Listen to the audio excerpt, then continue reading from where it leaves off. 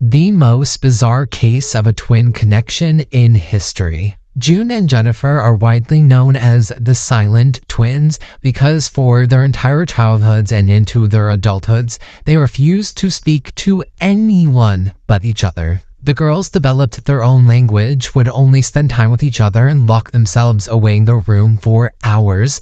The girls would eat in unison and walk in sync with every single step. And people were really creeped out by the girls. June and Jennifer might not talk at all, but they would write things down. The girls were actually really smart, but everyone thought they were stupid because they couldn't talk. But the girls would write things like knowing that they were twins before they even knew what twins were.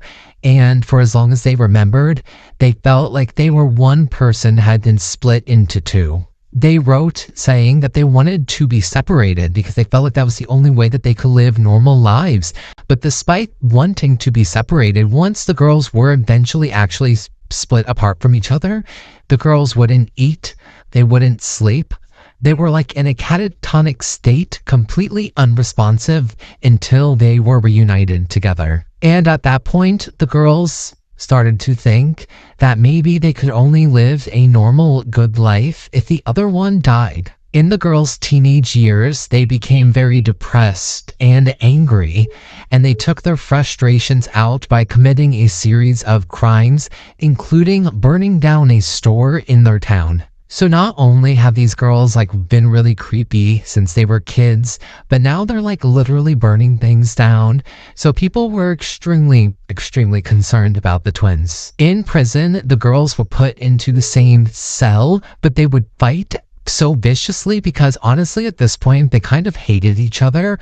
But when they would be separated, the girls couldn't function without each other. When the girls were 19 years old, they were put in a psychiatric hospital for the criminally insane, and they separated the twins and allowed them to only communicate through letters. In one of those letters, Jennifer wrote her twin sister June that she felt like she was going to die soon.